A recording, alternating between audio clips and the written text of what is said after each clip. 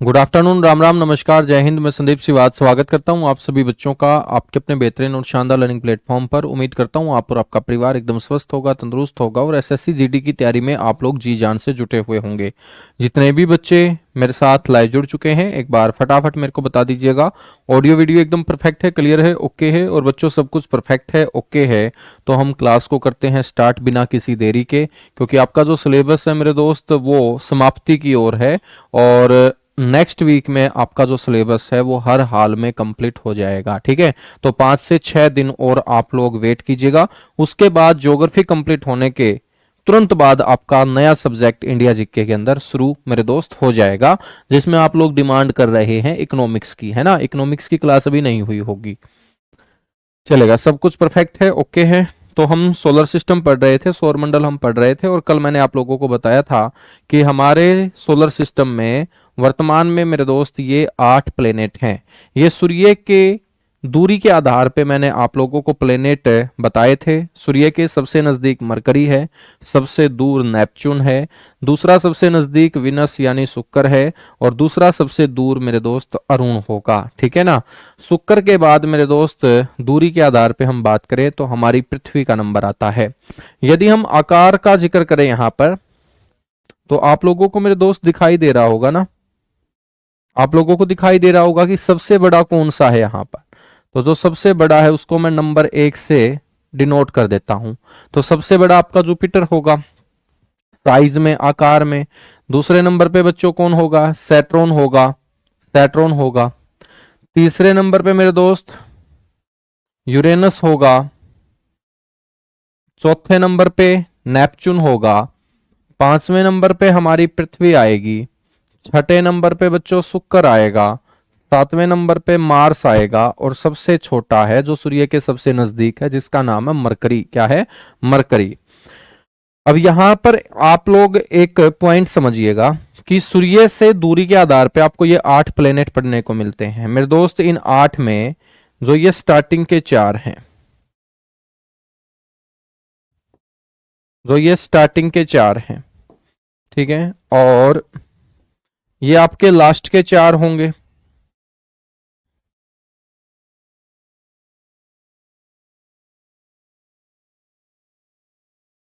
ये आपके लास्ट के 4 होंगे। तो हम यहां पर चर्चा करें तो स्टार्टिंग के जो 4 है ना, इनको हम बोलते हैं इनर प्लेनेट,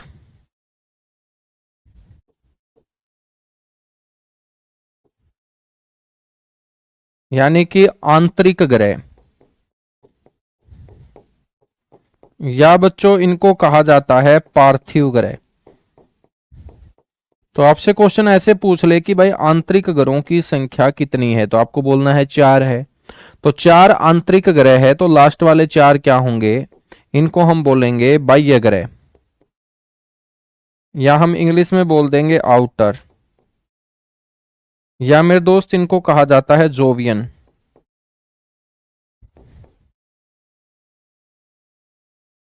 क्या कहा जाता है? जोवियन प्लेनेट्स इनको कहा जाता है। अब आपके दिमाग में आएगा कि सर ये आंतरिक ग्रह क्या फंडा है, क्या होता है ये आंतरिक ग्रह? तो मेरे दोस्त आंतरिक ग्रह हम उसको बोलेंगे, एक तो जो सूर्य के सबसे नजदीक होंगे,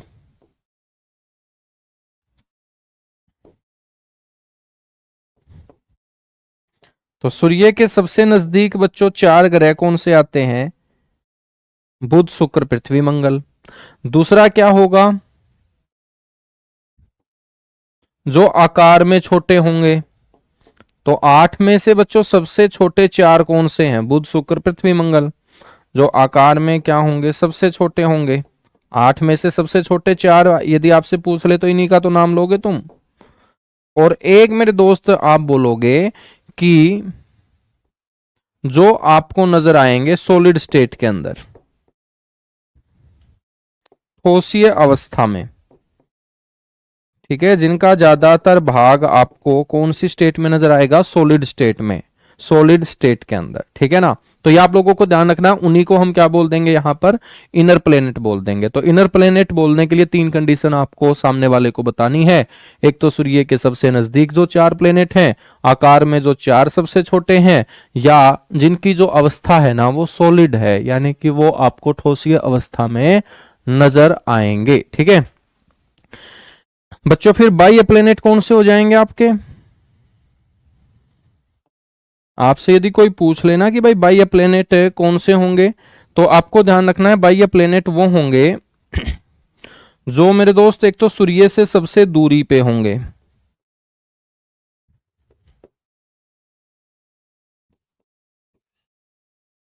सूर्य से सबसे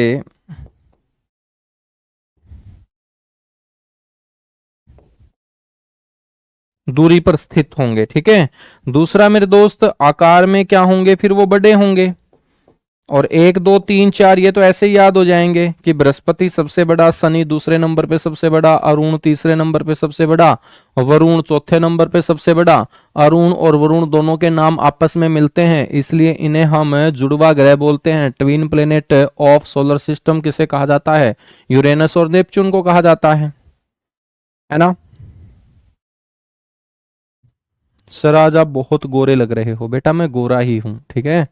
हाँ, कल मैंने क्या बोला था कि मैं सुंदर भी हूँ गोरा भी हूँ। जिसको ना गोरा दिखाई दे रहा ना सुंदर दिखाई दे रहा, इसका मतलब उसकी आंखों में बच्चों जाड़ा बनना शुरू हो चुका है। और जाड़ा निकालने के लिए आई ड्रॉप आती है, ठीक है, वो लेके आप आंखों में डालो तो आपको अच्छे से दिखाई देगा फिर। बाकी देखिएगा, गोरा कुछ नहीं होता, रंग रंग होता है, ठीक है ना। तो मैं इन चीजों में विश्वास नहीं करता, लेकिन तुम बोल देते हो तो फिर मेरे को टिप्पणी करनी पड़ती है। आकार में ये सबसे बड़ा। हम तो देखेगा ना कास्ट समझते हैं ना धर्म समझते हैं। हम तो समझते हैं कि बस इंसान अच्छा होना चाहिए, जो खुद खुद के बारे में नहीं दूसरे के बारे में भी अच्छा मेरे दोस्त सोचता हो, जो दूसरे की सहायता करने की इच्छा रखता हो, जिसका दिल बहुत साफ हो। तो हमारे लिए तो सबसे मेन वही है, ठीक है। हाँ, तो ना हम रंग देखते हैं ना हम रूप देखते हैं, हम तो सिर्फ देखते हैं इंसानियत कितनी जिंदा है सामने वाले के अंदर, बस वही हमें सबसे अच्छा लगता है। ठीक है, और आप लोगों को भी यही बोलूंगा कि रूप राप रंग ये तो सब भगवान ने दिए हैं मेरे दोस्त, ठीक है। हमने क्या किया है? क्या उस जो भगवान ने रूप हमें दिया, रंग हमें दिया, क्या उसको पाकर हमने दूसरे के लिए कुछ किया? तो मैटर ये करेगा। यदि हम एक अमीर घर में पैदा हो रहे हैं तो इसमें हमारा क्या है? इसमें योगदान, हमारा कुछ योगदान नहीं है। एक गरीब घर में हम पैदा हो रहे हैं तो इसमें भी हमारा कोई कसूर नहीं है ना। तो जोवियन प्लेनेट या बाह्य प्लेनेट मेरे दोस्त, इनकी जो अवस्था होगी ना वो कैसी होगी? सर इनकी जो अवस्था होगी वो होगी गैसीय अवस्था।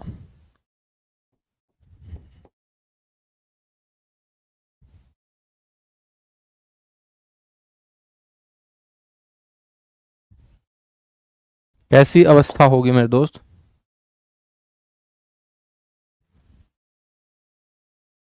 बिल्कुल, बहुत बढ़िया। ठीक है, यहां तक बातें क्लियर हुई। बहुत बढ़िया।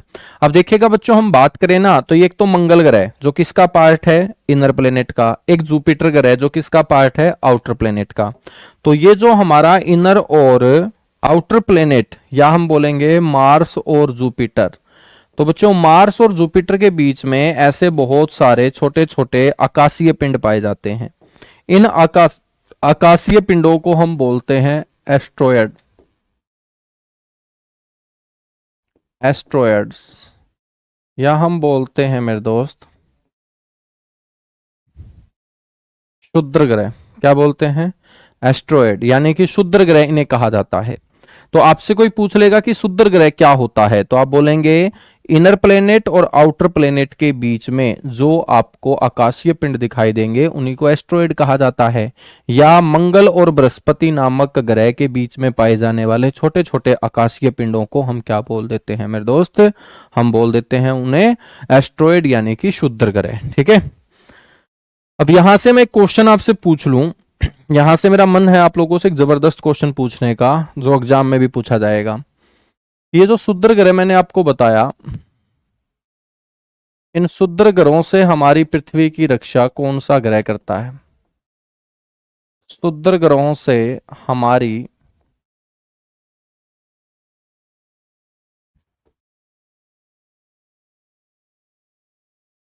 पृथ्वी की रक्षा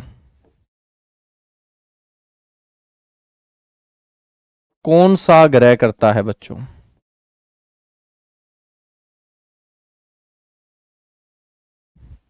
बताइएगा फटाफट। देखिएगा सारी की सारी चीजें आपको आपकी आंखों के सामने दिखाई दे रही है, तो आंसर देने में मेरे अकॉर्डिंग आपको दिक्कत आनी नहीं चाहिए। यह क्वेश्चन बड़े बड़े एग्जाम में पूछा जाता है, तो एसएससी जीडी में भी मेरे दोस्त पूछा जाएगा। बताइएगा एक बार। देखिएगा, ये मंगल है, ये बृहस्पति है, और ये पृथ्वी है, और ये शुक्र ग्रह है। जब शुक्र ग्रह मेरे दोस्त हमारी पृथ्वी की तरफ आएगा, तो आप सोचोगे कि बीच में मंगल ग्रह है, तो मंगल ग्रह हमारी पृथ्वी की रक्षा कर देगा। नहीं मेरे दोस्त, हमारी पृथ्वी की रक्षा करेगा जुपिटर। कौन करेगा? जुपिटर। सर ऐसा क्यों? मेरे दोस्त, जब भी कोई क्षुद्र ग्रह अपनी कक्षा को खोकर पृथ्वी की तरफ आगे बढ़ेगा, तो मेरे दोस्त पृथ्वी की तरफ बढ़ते हुए इस क्षुद्र ग्रह को जुपिटर नाम का प्लेनेट अपने ग्रेविटेशनल फोर्स के कारण अपनी ओर खींचकर उसको पृथ्वी की तरफ जाने ही नहीं देगा। क्योंकि बृहस्पति जो ग्रह है ना, इसका गुरुत्वाकर्षण बल मेरे दोस्त बहुत ज्यादा होता है, और कोई भी एस्ट्रॉयड, कोई भी क्षुद्र ग्रह जब अपने ऑर्बिट से, जब अपनी क्लास से बच्चों वो अलग हो जाता है किसी भी कारणवश, और वो पृथ्वी की तरफ आगे बढ़ना स्टार्ट होगा, तो बृहस्पति का ताकतवर गुरुत्वाकर्षण बल उसको अपनी ओर खींच के क्या कर देगा? नष्ट कर देगा। तो मंगल तक तो जाने ही नहीं देगा, बृहस्पति ही उसको अपनी ओर खींच के क्या कर देगा? नष्ट। इसलिए मंगल जो है ना, वो रक्षा नहीं करेगा। रक्षा कौन करेगा? जुपिटर करेगा। आपसे पूछ ले क्यों करता है, तो आप बोलेंगे बच्चों स्ट्रोंग ग्रेविटेशनल फोर्स के कारण, ताकतवर गुरुत्वाकर्षण बल के कारण। ठीक है ना? तो बड़ा इंपॉर्टेंट क्वेश्चन है। चलिएगा, अब हम एक एक करके इनको पढ़ेंगे। 8 प्लेनेट को हम बाद में पढ़ेंगे। सबसे पहले ये जो परिवार है, सौर परिवार, इसका जो मुखिया है, इसका जो चौधरी आदमी है बच्चों, सूर्य। सूर्य चौधरी है, ठीक है। तो सूर्य का अपना अलग से एटीट्यूड है, तो सूर्य के बारे में पढ़ लेते हैं। कहाँ गया सूर्य? ये रहा सूर्य। अभी बना लेते हैं सूर्य को। ये देखिएगा, ये है भाई साहब सूर्य। एक सेकंड रुकिएगा भाई, ये फोन वाले भी बड़े परेशान करते हैं। आप लोगों को भी परेशान करते हैं क्या?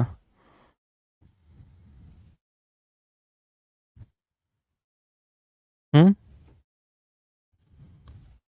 बेटा ये सूर्य है। यदि ये सूर्य है ना, तो आपको समझ लेना है।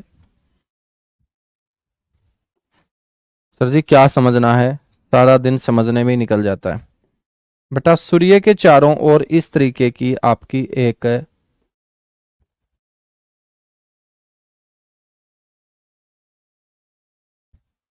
लेयर बनती हुई नजर आएगी, ठीक है ना। ये लाल रंग की लेयर आपको दिखाई देगी। बच्चों यदि ये सूर्य है, तो ये सूर्य की जो मैंने लाल रंग की लेयर बनाई है, इसको हम बोलते हैं क्रोमोस्फेयर। क्या बोलते हैं इसे? क्रोमोस्फेयर।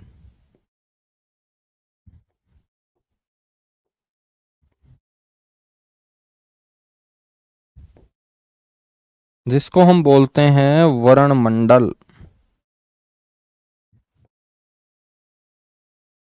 क्या बोलते हैं मेरे दोस्त? वरणमंडल बोलते हैं। और ये जो आप लोगों को नजर आएगी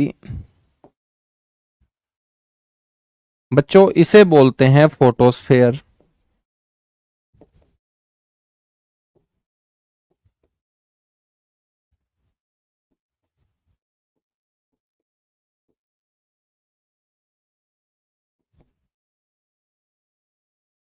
इसको बोलते हैं प्रकाश मंडल। क्या बोलते हैं? प्रकाश मंडल, ठीक है ना।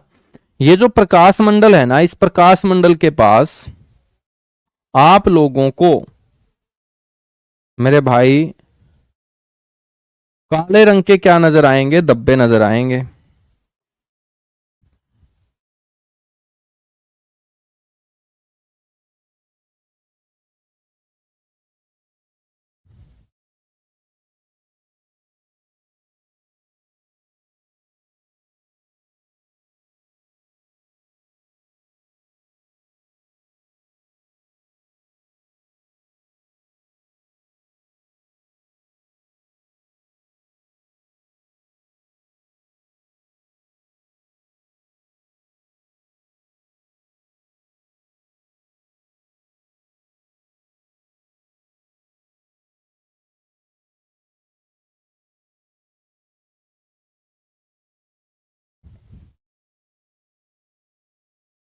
ये देखिएगा, ये काले रंग के क्या है मेरे दोस्त, धब्बे हैं।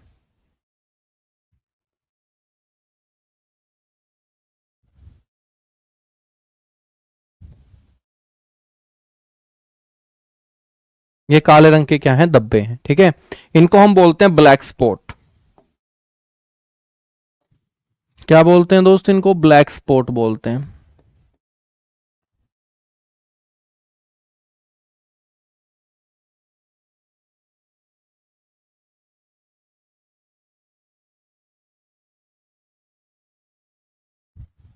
इनको हम बोलते हैं काले धब्बे, ठीक है।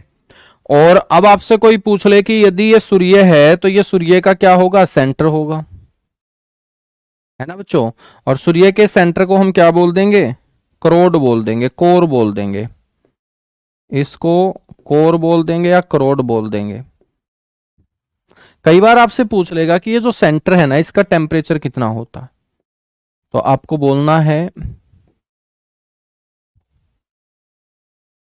10 की रेज पावर 7 डिग्री सेल्सियस, ठीक है, 10 की रेज पावर 7 डिग्री सेल्सियस।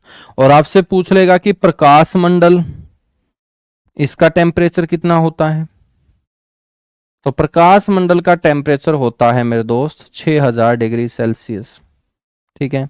अब आपसे पूछ लेगा कि ये क्या होता है प्रकाश मंडल, तो मंडल का मतलब होता है समूह मेरे दोस्त। प्रकाश का मतलब लाइट, यानी कि सूर्य के जिस भाग से हमें लाइट मिलती होगी, प्रकाश मिलता होगा, ऊर्जा मिलती होगी, उस भाग को हम प्रकाश मंडल बोलते हैं।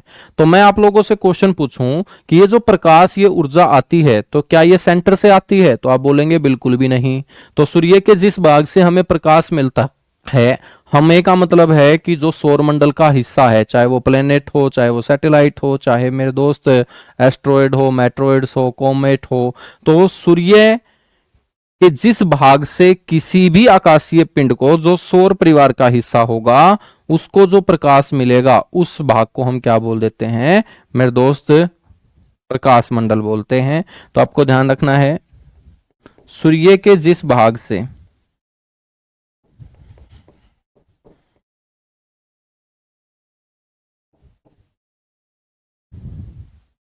सूर्य के जिस भाग से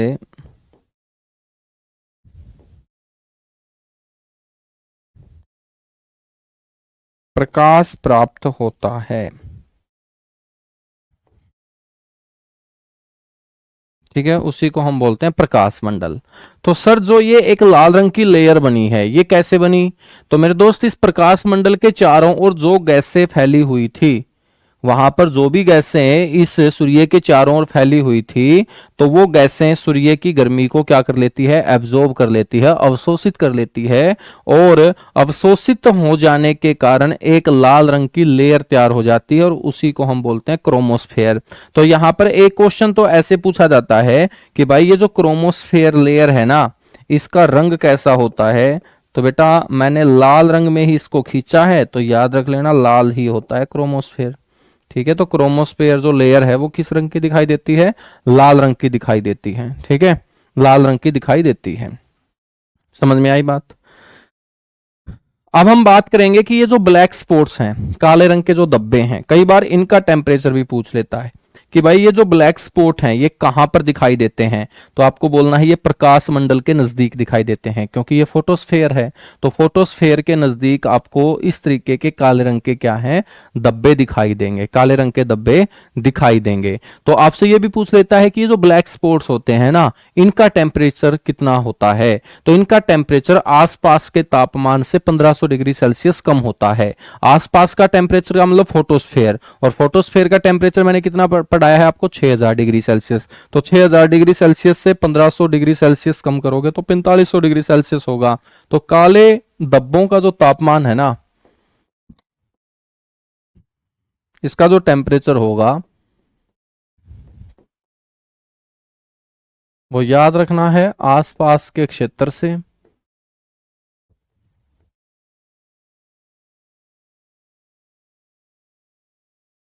मेरे दोस्त 1500 डिग्री सेल्सियस कम होगा, 1500 डिग्री सेल्सियस क्या हो जाएगा, कम हो जाएगा, ठीक है ना। ये जो काले रंग के धब्बे होते हैं ये बड़े खतरनाक होते हैं हमारे लिए, हमारे का मतलब पृथ्वी के लिए। जब भी हमारी पृथ्वी मेरे दोस्त, जब भी हमारी पृथ्वी इन काले रंग के धब्बों के संपर्क में आती है तो पृथ्वी का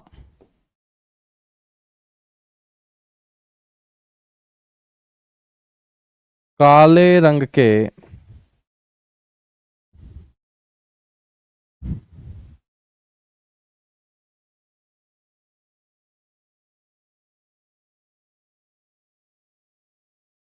धब्बों के संपर्क में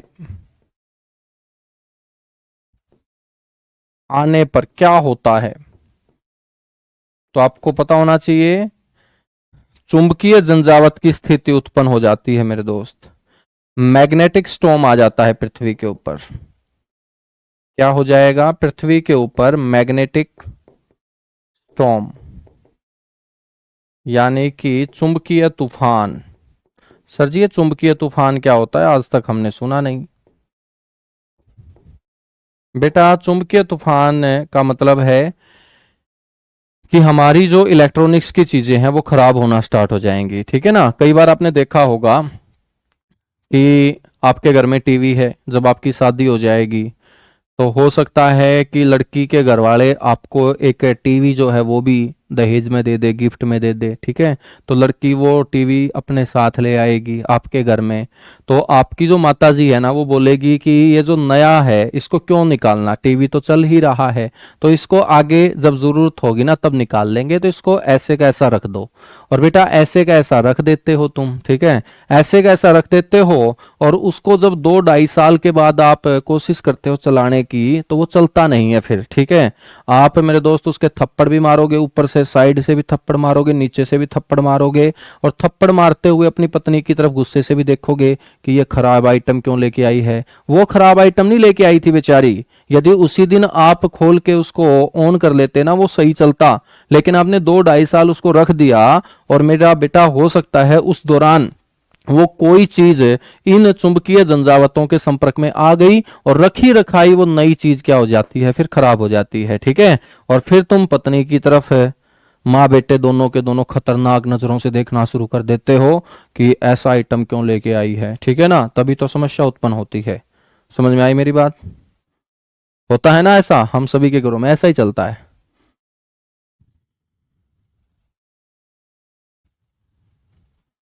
सर जी दहेज नहीं लेंगे, बिल्कुल बहुत अच्छी बात है, दहेज नहीं लेना है, ठीक है।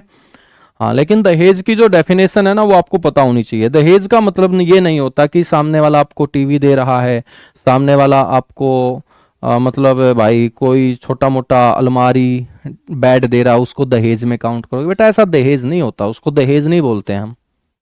समझ में आई बात? दहेज का मतलब होता है डिमांड। यदि डिमांड आप करके कोई भी चीज ले रहे हो, डिमांड करके आप एक छोटी सी जैकेट भी ले रहे हो ना, तो इसका मतलब वो दहेज में काउंट होगा। और बिना डिमांड किए सामने वाला चाहे हेलीकॉप्टर दे दे भाई साहब तो वो दहेज में काउंट नहीं होगा। समझ में आई मेरी बात? दहेज का मतलब क्या है कि लड़की के घर वालों के दिल के ऊपर ठेस नहीं पहुंचनी चाहिए, है ना। उनको ये नहीं लगना चाहिए कि लड़के वाले जो है वो डिमांड कर रहे हैं। समझ में आई बात? मेरे अकॉर्डिंग तो ये होता है, ठीक है। वरना तो देखिएगा आज भी हमारी जो माँ है ना वो हमारे मामा के घर चली जाती है तो वहां से 5-10 सूट लेके आती है ना, और हम खुश हो जाते हैं। तो बेटा वो भी तो दहेज ही है ना। सिर्फ आप क्या एक शादी के दौरान दिए जाने वाले उन संसाधनों को दहेज बोल रहे हो? नहीं, दहेज तो फिर हर चीज है जो मायके से आएगी, लड़की के मायके से आएगी, है ना। समझ में आ गई मेरी बात? हाँ तो दहेज का मतलब डिमांड होता है।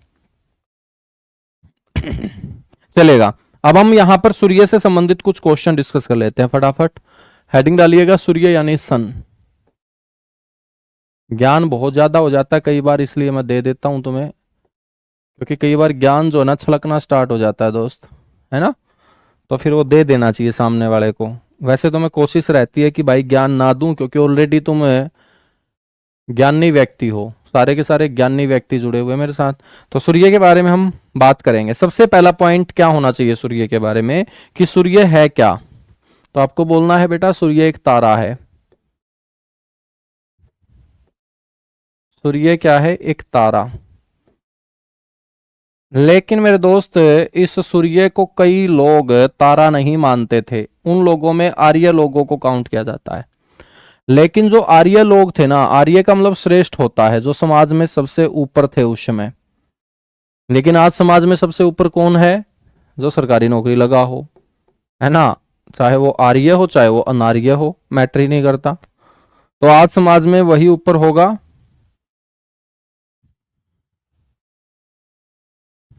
हाँ ये बात भी है। एक लड़की बोल रही है कि सर ये लड़के झूठ बोलते हैं।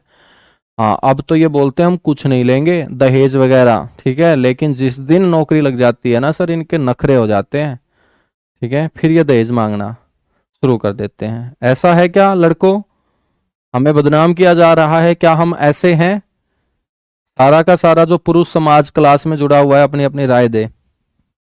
आज क्लास में पंचायत होगी भाई साहब, ठीक है। एक साइड लड़कियां हैं, एक साइड लड़के हैं, तो पढ़ते भी रहेंगे और पंचायत भी चलाते रहेंगे। तो सूर्य एक तारा है लेकिन आर्य, जिसका मतलब श्रेष्ठ होता है। आर्य लोग इसे क्या मानते थे मेरे दोस्त?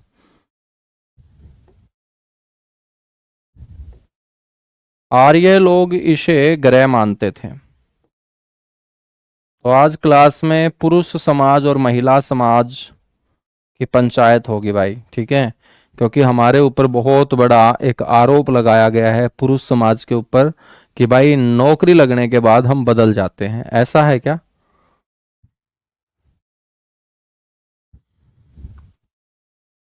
बाकी यदि हम अपने अंदर झांक के देखें ना, तो ये लड़की ठीक बोल रही है। हाँ लेकिन सारे लड़कों के लिए नहीं है ये परसेंटेज लगभग 70 और 30 का रहता है कि 70% के दिमाग में ये आता है कि अब नौकरी लग चुके हैं, अभी मौका है, मौके पे चौका मार देना चाहिए, है ना। और 30% ये सोचते हैं कि भाई मेरे घर में भी तो बहन है, मेरी माँ भी तो किसी की बहन थी, मेरी माँ भी तो आई है किसी घर से, और मेरी माँ को कोई परेशान करे दहेज के लिए, चाहे वो मेरा फादर ही हो, मैं कभी बर्दाश्त नहीं करूंगा। तो ऐसे ही मेरे दोस्त, जो आपके घर में आएगी वो भी तो किसी की बहन होगी। तो हमें बिल्कुल भी दहेज के लिए या किसी भी चीज के लिए अपने को परेशान नहीं करना है, ठीक है। हाँ तो ये आप लोग एक बात मेरी पल्ले बांध लेना। पल्ले बांधने का मतलब समझते हो? कसम खा लेना कि भाई आप डिमांड नहीं करेंगे, सामने वाला चाहे कुछ भी दे हम हाथ जोड़ के स्वीकार कर लेंगे, ठीक है ना। और सबसे बड़ा दहेज तो पाल पड़ोस के मेरे दोस्त पढ़ा लिखा के एक अच्छी लड़की हमें दे ही दी है, तो सबसे बड़ा दहेज तो हमें मिल ही चुका है। फिर भी हम डिमांड नहीं करेंगे, ठीक है। और लड़कियों से भी एक गुजारिश है, लड़कियां भी एक बात पल्ले बांध ले कि शादी के बाद किसी भी लड़के को परेशान नहीं करोगी, ठीक है। तुम परेशान नहीं करोगी तो सामने वाला भी नहीं करेगा। हाँ और लड़के की माँ को अपनी माँ जैसा मानोगी, क्योंकि दोनों तरफ है बातें हैं, होनी चाहिए, है ना। अकेले लड़कों के ऊपर भी नहीं, लड़कियों के ऊपर भी है। सही बात है ना। चलेगा, अब हम पढ़ लेते हैं थोड़ा सा। तो सूर्य एक तारा है लेकिन आर्य लोग इसे क्या मानते थे मेरे दोस्त? ग्रह मानते थे, है नहीं थे बोलेंगे। आपसे पूछ लिया जाएगा मेरे दोस्त कि सूर्य जो है ना, ये सौरमंडल की समस्त ऊर्जा का स्रोत है।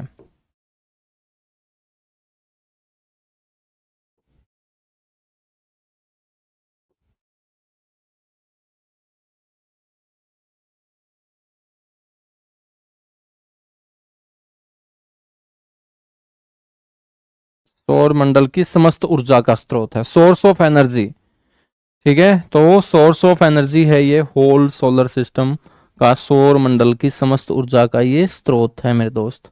आपसे कोई ये पूछ लेना कि भाई सूर्य के पास ये ऊर्जा आती कहां से है, सूर्य की ऊर्जा का स्रोत फिर क्या है, सूर्य के पास ये ऊर्जा आती कहां से है? तो मेरे भाई सूर्य की ऊर्जा का जो स्रोत है वो है एक अभिक्रिया जिसको हम बोलते हैं नाभिकीय संलयन अभिक्रिया। संलयन का मतलब होता है मेरे दोस्त जुड़ना, और सबसे खतरनाक जो प्रोसेस होती है वो यही होती है, नाभिकीय संलयन अभिक्रिया।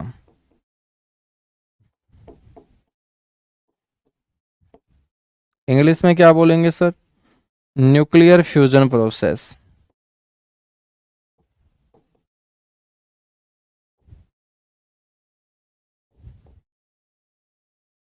बच्चों आपसे यह भी पूछा जा सकता है कि ये नाभिकीय संलयन अभिक्रिया जो होती है ये सूर्य के कौन से भाग में होती है? तो मेरे भाई ये सूर्य के केंद्रीय भाग में होती है।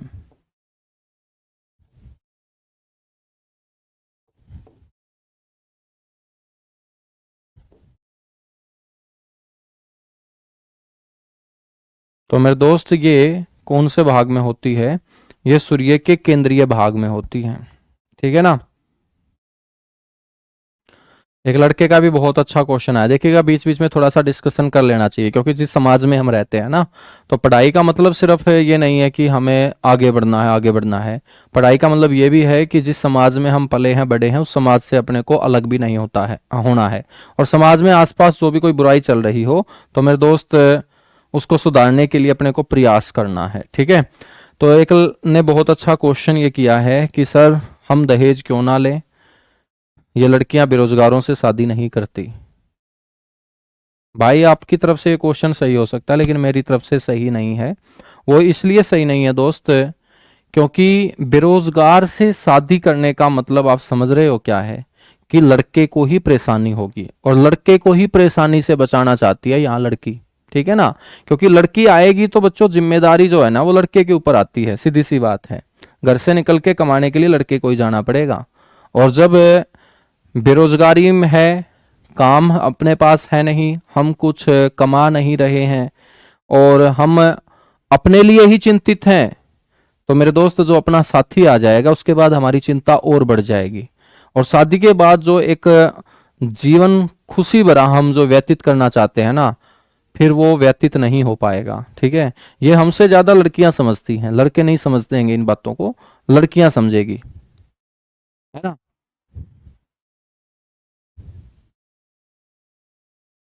आज तो तुम लोगों ने बहुत ज्ञान पेल दिया भाई, क्लास में खतरनाक पंचायत कर दी है तुमने क्लास में। ठीक है? अच्छा ठीक है। अच्छा लड़कियां बहुत चालाक हैं, बहुत अच्छी बात है। चलिएगा भाई, आप ये भी मत भूल जाना कि उन लड़कियों में हमारी भी बहन है ना? यानी कि ऐसा नहीं है कि हमारी बहन को छोड़ के हम सारी लड़कियों को फिर एक अलग एंगल से देख रहे हैं। जब तुम लड़कियों का नाम ले रहे हो ना तो उन लड़कियों में मेरे दोस्त हमारी माँ भी शामिल है, हमारी बहन भी शामिल है। यदि आपकी सोच में आपकी बहन शामिल है ना साथ में, फिर तो ठीक है। फिर तो यदि आप सोचोगे कि लड़कियां चालाक होती है तो चलेगा, है ना? लेकिन आप अपनी बहन को अलग करके सोचो दूसरों की बहनें चालाक हैं, ऐसा नहीं चलेगा। चलेगा, हम आगे बढ़ेंगे फिर यहाँ पर। बेटा सूर्य के सेंटर के अंदर, सूर्य के केंद्रीय भाग के अंदर ये अभिक्रिया होती है, नाभिकीय।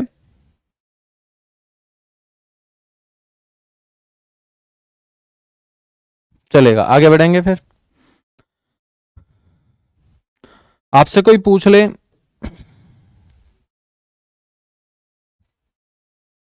कि सूर्य की जो घूर्णन दिशा है ना वो क्या है?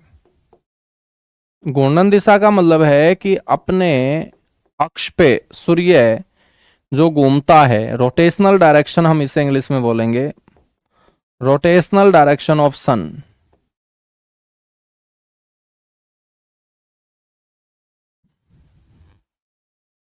ठीक है? तो आपको ये समझना होगा कि रोटेशनल जो डायरेक्शन है, घूर्णन जो दिशा है मेरे दोस्त, वो क्लॉकवाइज है। और घड़ी की सुई कैसे घूमती है मेरे दोस्त? पूर्व से पश्चिम घूमती है। तो ऐसे ही सूर्य घूमता है जैसे अपने घर में लगी हुई घड़ी की सुई घूम रही है, राइट हैंड से लेफ्ट हैंड की तरफ, पूर्व से पश्चिम की तरफ। तो घूर्णन दिशा जो होगी वो पूर्व से पश्चिम होगी।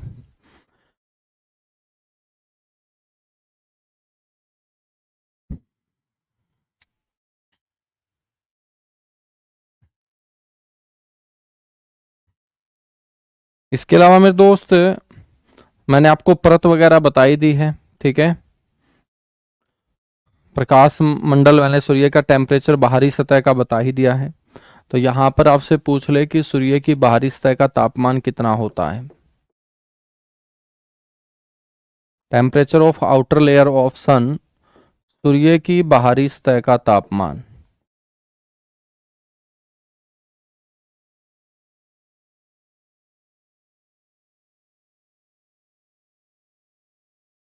वो होता है 6000 डिग्री सेल्सियस। और इसी सतह से मेरे दोस्त सभी को प्रकाश मिलता है। ठीक है, अब एक एक करके हम एक एक प्लेनेट को पढ़ना स्टार्ट करते हैं। सबसे पहले मेरे दोस्त हम पढ़ते हैं यहां पर मरकरी को। मरकरी जिसे हम बोलते हैं बुध।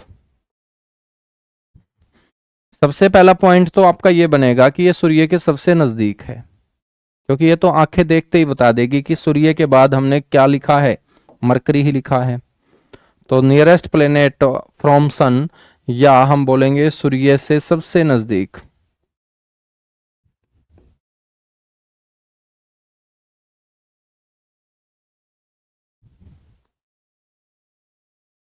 सूर्य से सबसे नजदीक ग्रह।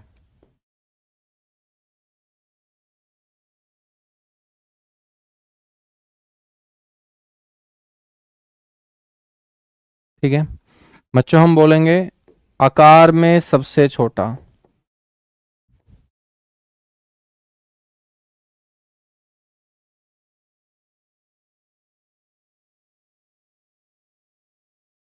ठीक है, यानी कि स्मॉलेस्ट इन साइज।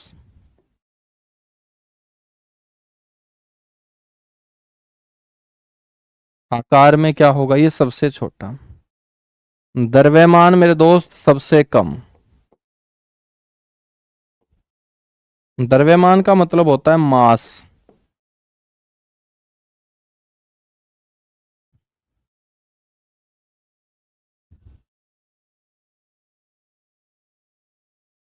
ठीक है, तो सबसे कम द्रव्यमान वाला ग्रह आपका कौन सा होगा, बुध होगा। मेरे दोस्त हम बात करेंगे, बुध का कोई भी उपग्रह नहीं है। उपग्रह का मतलब होता है जो ग्रह के चारों ओर चक्कर काटे। इसका कोई भी उपग्रह नहीं है, नो सैटेलाइट। उपग्रह का मतलब सैटेलाइट होता है, और सैटेलाइट का मतलब है जो प्लेनेट के चारों ओर चक्कर काटे बच्चों। तो कोई भी उपग्रह नहीं है बुध का, यह आपको ध्यान रखना है। क्यों नहीं है, इसके पीछे कारण है कि सूर्य के सबसे नजदीक होने के कारण सूर्य का ताकतवर gravitational force, due to strong gravitational force of sun, सूर्य के ताकतवर गुरुत्वाकर्षण बल के कारण।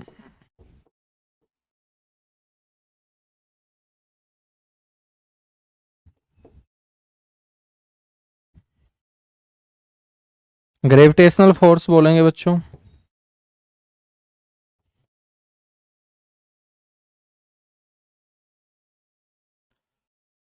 सूर्य के ताकतवर गुरुत्वाकर्षण बल के कारण, ये आप लोगों को ध्यान रखना है। ठीक है बच्चों, हम बात करेंगे कि बुध ग्रह का जो सबसे खास गुण है, जो मुख्य गुण है, इसका मेन कैरेक्टरिस्टिक क्या रहेगी इसकी। बुध का जो मुख्य गुण है ना, वो है इसका चुंबकीय क्षेत्र। मैग्नेटिक फील्ड यहां पर पाया जाता है।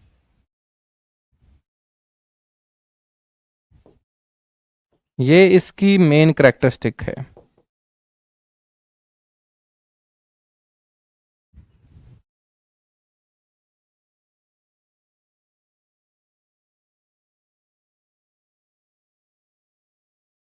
ठीक है, तो इसका मुख्य गुण है चुंबकीय क्षेत्र, मैग्नेटिक फील्ड का पाया जाना। ठीक है बच्चों, हम बात करेंगे, अब कोई भी प्लेनेट होगा बच्चों, वो दो तरीके से चक्कर काटेगा। कैसे चक्कर काटेगा, एक को तो हम बोलेंगे रोटेशनल। रोटेशनल को कहा जाता है घूर्णन। इसी घूर्णन को हम बोलेंगे परिभ्रमण, इसको हम बोलेंगे दैनिक।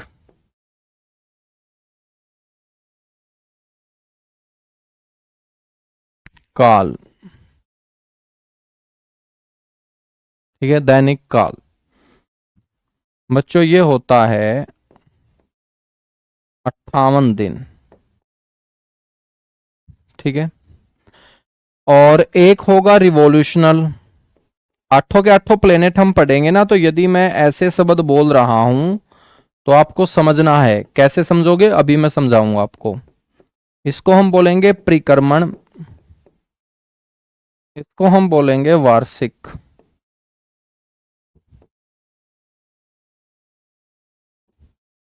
ये होता है 88 दिन,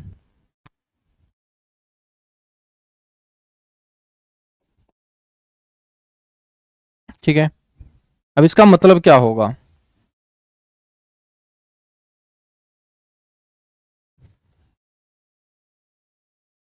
सबसे गर्म ग्रह है बेटा, सबसे गर्म बुध नहीं है निशु, सबसे गर्म शुक्र पड़ेंगे। सूर्य के सबसे नजदीक जरूर है ये, ठीक है ना। सर जी एसएससी जीडी सिलेक्शन के बाद आपके हाथों से टी शर्ट लेना है, बिल्कुल मेरे दोस्त। हाँ, इंग्लिश में भी बता रहा हूं ना साथ के साथ, रोटेशनल और रिवोल्यूशनल, ठीक है। बच्चों रोटेशन का मतलब होता है अपने अक्ष के चारों ओर घूमना। जैसे मैं आपको बोलूं कि आप अपनी जगह खड़े खड़े कैसे घूमोगे, तो मेरे दोस्त ऐसे घूमोगे तुम, ठीक है। जैसे बाबा रामदेव योगा नहीं करवाते थे, इस तरीके से करवाते थे ना। हाँ, तो वो है रोटेशनल, यानी कि अपने अक्ष के चारों ओर चक्कर लगाना, उसे हम क्या बोलेंगे मेरे दोस्त? रोटेशनल बोलेंगे, ठीक है। जब हम अपने अक्ष के चारों ओर चक्कर काटेंगे तो समझ लेना बच्चों दिन बनेगा। क्या बनेगा? दिन। जैसे मैं आपसे पूछूं कि क्या होता है दिन, तो आपको बोलना है पृथ्वी का अपने अक्ष पे एक चक्कर पूरा कर लेना। और पृथ्वी का अपने एक चक्कर पूरा करने का मतलब है 360 डिग्री घूम जाना।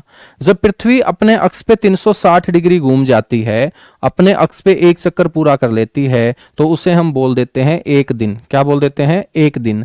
ऐसे ही आपको समझना है कि कोई भी प्लेनेट यदि हम उसका रोटेशनल टाइम पीरियड पढ़ रहे हैं, तो इसका मतलब हम एक दिन की अवधि को समझ रहे हैं, पढ़ रहे हैं। और यहां एक दिन का मतलब क्या है? पृथ्वी के 58 दिन। यानी कि यदि मैं बुध को यदि मैं आप लोगों को यहां पर बैठाकर बच्चों बस में बुध के ऊपर ले जाऊं, देखिएगा बस जाती नहीं है, फिर भी कोशिश कर लेते हैं। यदि मैं आपको यहां से उठा के बुध के ऊपर पहुंचा दूं और मैं आपको बोलूं कि आपको बुध के ऊपर एक दिन काटना है, तो इसका मतलब आपको पृथ्वी के 58 दिनों के बराबर वहां पर रहना पड़ेगा। तो पृथ्वी के 58 दिन इज इक्वल टू बुध का एक दिन होता है मेरे दोस्त, ठीक है। समझ में आई बात? तो अपनी पृथ्वी के ऊपर एक दिन की अवधि होती है जो हम 24 घंटे की मानते हैं, होती 23 घंटे 56 मिनट 4 सेकंड की है, लेकिन हम मानते 24 घंटे की है।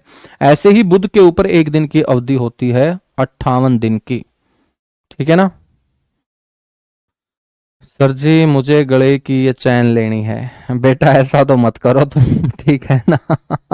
जब तुम नौकरी लग जाओगे तो तुम मेरे को चैन मेरे दोस्त देना, ठीक है ना। हाँ, ऐसा तो मत करो यार तुम, क्योंकि तुम कोई एक बच्चा थोड़ी नौकरी लगता है। आरडब्ल्यूए का तो रिकॉर्ड रहता है कि मेरे दोस्त एक तिहाई जितने पद आते हैं एसएससी जीडी में, एक तिहाई से ज्यादा आरडब्ल्यूए वाले ले जाते हैं। तो इतनी चैन मेरे दोस्त यदि मैं दूंगा तो मेरा चैन लुट जाएगा, मेरा चैन भी लुट जाएगा, मेरा करार भी लुट जाएगा, ठीक है। हाँ, ऐसे मत करो तुम। हाँ, ठीक है। चलेगा।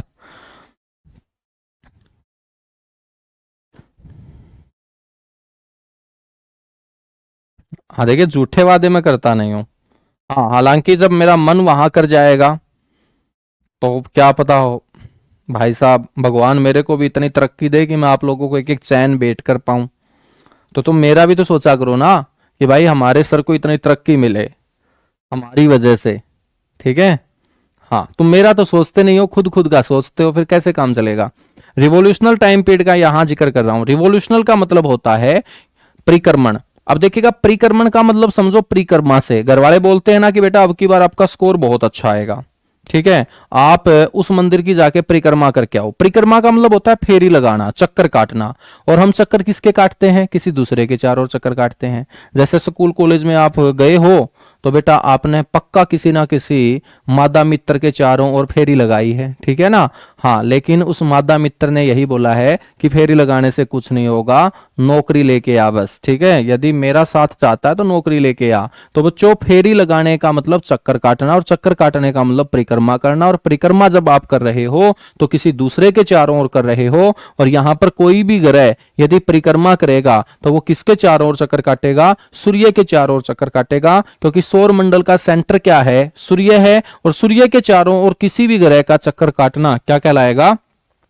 रिवोल्यूशनल टाइम पीरियड कहलाएगा, परिक्रमण कहलाएगा। मेरे दोस्त, आपको यह भी ध्यान रखना है,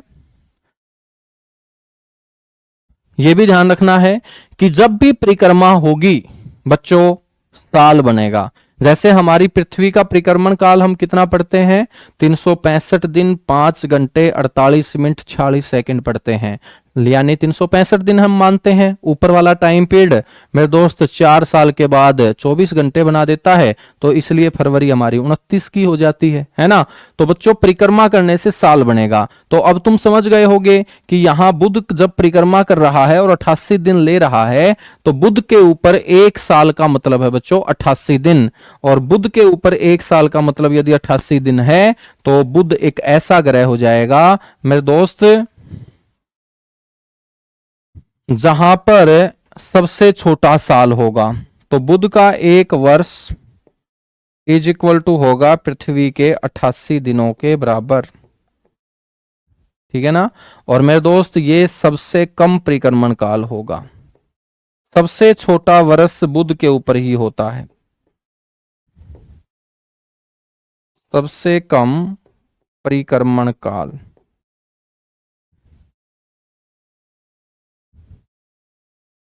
सबसे कम परिक्रमण काल वाला ग्रह कौन सा हो जाएगा? बुध।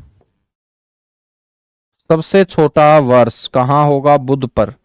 यानी कि 88 दिन के बाद आप यहाँ केक काटोगे, अपना बर्थडे मनाओगे। यदि बुध के ऊपर तुम रहना शुरू कर दो ना, तो बुध के ऊपर मेरे दोस्त यदि आप लोग रहना शुरू कर दोगे तो सिर्फ 88 दिन में, सिर्फ 88 दिन में तुम बर्थडे मना लोगे, ठीक है ना। मेरे दोस्त, हम पढ़ रहे थे बुध को। बुध का एक और बड़ा इंपॉर्टेंट पॉइंट रह चुका है, इसको और कवर कर लेते हैं बच्चों। इसका दैनिक तापांतर सबसे ज्यादा है सभी ग्रहों के अंदर।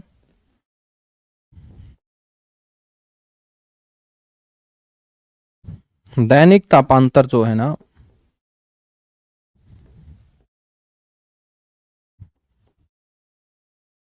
सबसे ज्यादा है। इसको हम इंग्लिश में बोलते हैं डेली टेम्परेचर वेरिएशन।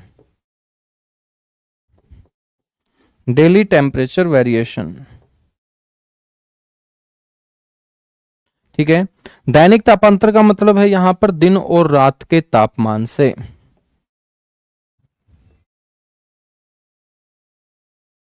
दिन और रात, बेटा यहां पर दिन बहुत गर्म होता है और रात बहुत ठंडी होती है। यानी कि दिन में कोई भी एसी काम नहीं करेगा। क्यों? क्योंकि 427 डिग्री सेल्सियस टेम्परेचर होगा।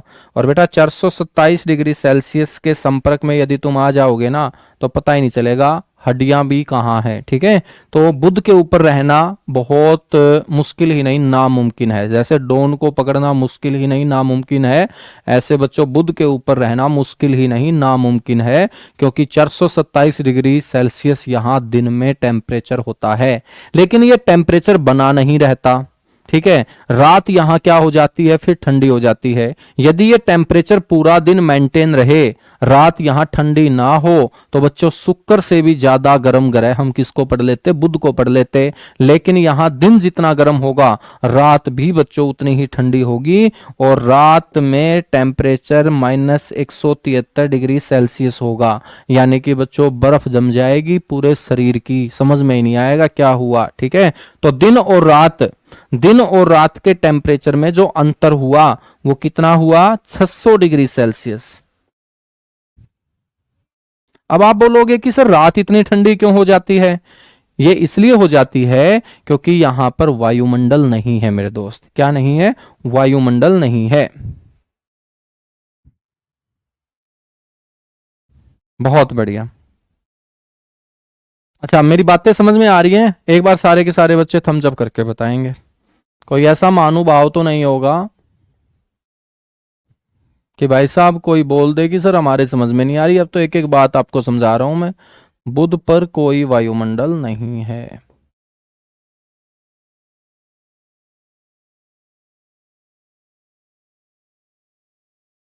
मेरे भाई, बुध के ऊपर कोई वायुमंडल नहीं है।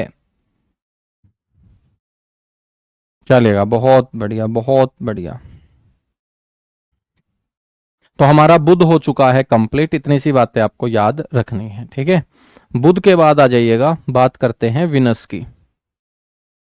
घूर्णन का मतलब होता है अपने अक्ष पे घूमना, ठीक है ना। मान के चलेगा ये मार्कर है, ऐसे ही घूम रहा है अपने अक्ष पे। इसका जो ऐसे है ना, ये अक्ष हुआ।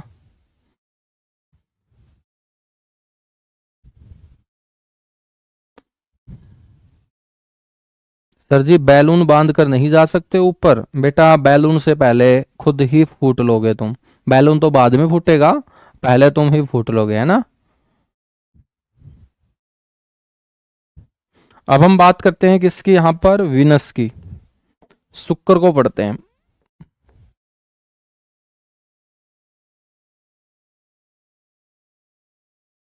ये भी बड़ा मजे वाला प्लेनेट है, ग्रह है, शुक्र।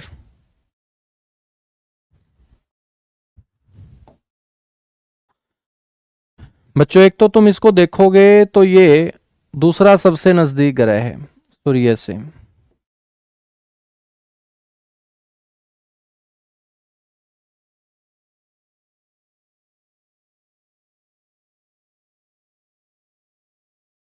तो आपको ध्यान रखना है, ये सूर्य से दूसरा सबसे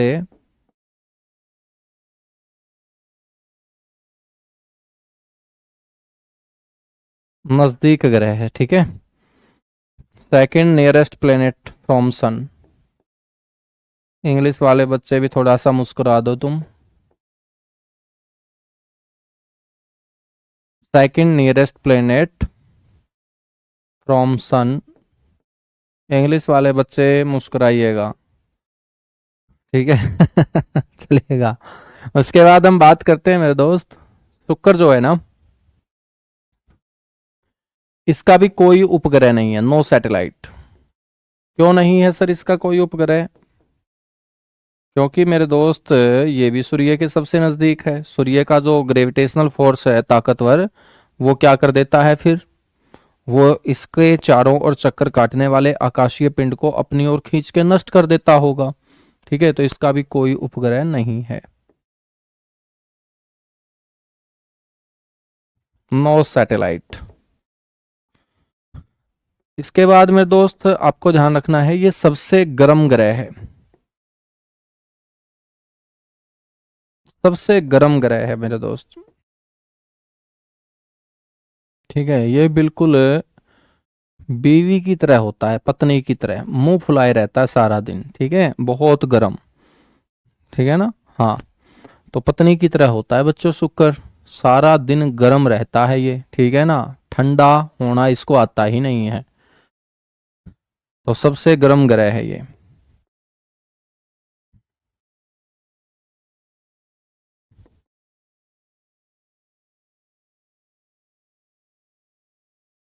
ठीक है, याद रखोगे।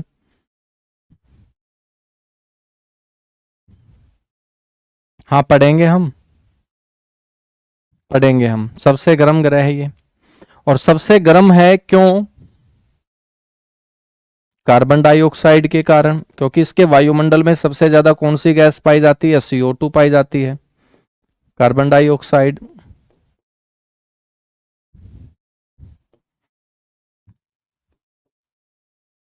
गैस के कारण, ठीक है, सबसे गर्म है। सबसे गर्म है तो गर्म चीज हमेशा चमकती है बच्चों, तो इसको चमकीला तारा भी बोल देते हैं। और हर चमकने वाली चीज सुंदर होती है मेरे दोस्त, है ना। हर चमकने वाली चीज सुंदर होती होगी ना। मान के चलिएगा शादियों के अंदर जब लड़कियां ब्यूटी पार्लर जाती है, मान के चलिएगा जिस लड़की के साथ आपकी शादी होगी, और बच्चों शादी वाले दिन उस लड़की को देखोगे और फिर 5-6 दिन के बाद देखोगे, तो तुम्हें लगेगा कि भाई साहब ये क्या है, दिन और रात इतना, आसमान और धरती इतना अंतर। आपने हमेशा देखा होगा कि जिसकी शादी जिस लड़की से होती है उस दिन फोटोग्राफर जो फोटो लेता है, बच्चों भविष्य में ऐसी लड़की हमें दोबारा दिखती ही नहीं है। पता नहीं ऐसा क्या सिस्टम है, होता है ना ऐसा। यदि आप में से किसी की शादी हो रखी हो तो अभी अपनी एल्बम उठा के देख लो, तुम जिस लड़की के साथ उस दिन तुम्हारी शादी हुई थी ना, और आज जो तुम्हारी आंखों के सामने है, तुम मिला के देख लो, है ना। समझ में आई बात, कभी भी मेल नहीं खाएगी। लेकिन चमकने वाली चीज बच्चों सुंदर दिखती है, तो इसको हम चमकीला तारा बोलते हैं ना, तो इसको हम सौंदर्य का देवता भी बोलते हैं।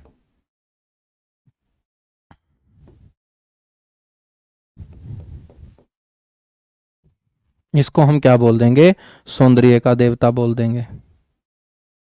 सर जी थोड़ा आराम से बोलिएगा, मैडम सुन लेगी। बेटा मैडम है ही नहीं, इसीलिए तो हम मर्दों वाले काम कर रहे हैं आज, ठीक है।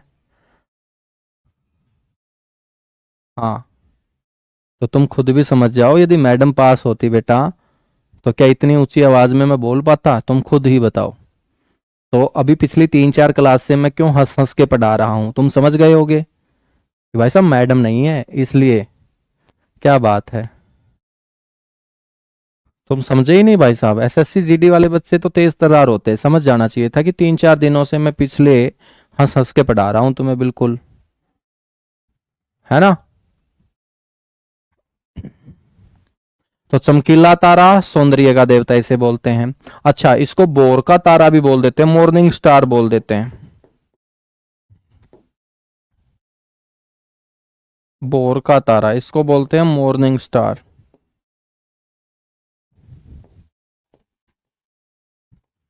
ठीक है, एक इसको बोलते हैं इवनिंग स्टार।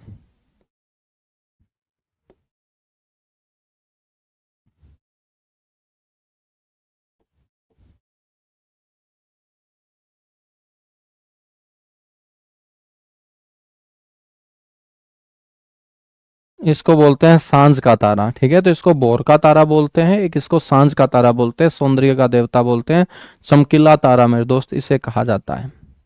यदि हम बात करें ना, तो इसकी घूर्णन दिशा कैसी होती है, रोटेशनल डायरेक्शन इसकी क्या है।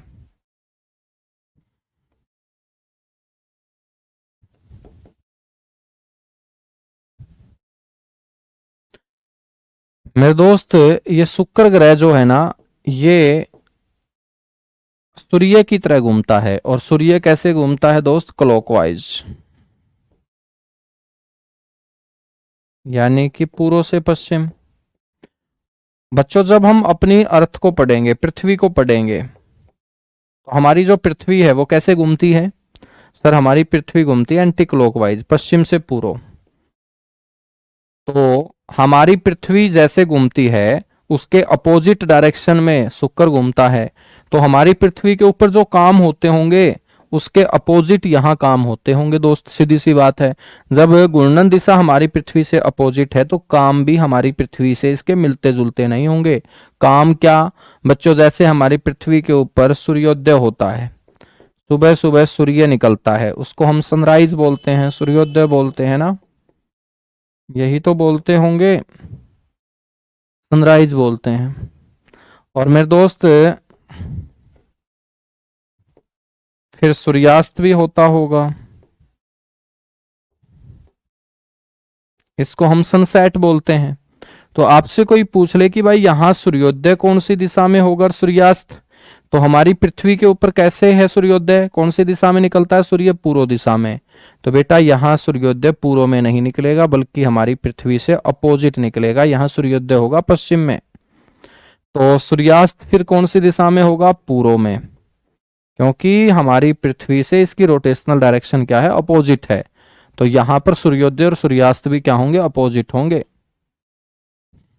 ठीक है, तो आज के लिए इतना सा ही हम करें, बाकी मिलेंगे मेरे दोस्त कल की क्लास में। ठीक है, तो मतलब नेक्स्ट वीक में आपका सिलेबस कंप्लीट होगा। 5 से 6 क्लास, और मान के चलिएगा 5 से 6 क्लास में आपके एसएससी जीडी में ज्योग्राफी से जो इंपॉर्टेंट क्वेश्चन है वो सारे के सारे कवर हो जाएंगे। ठीक है, तो चलेगा। Thank you, bye bye, love you आप सभी को।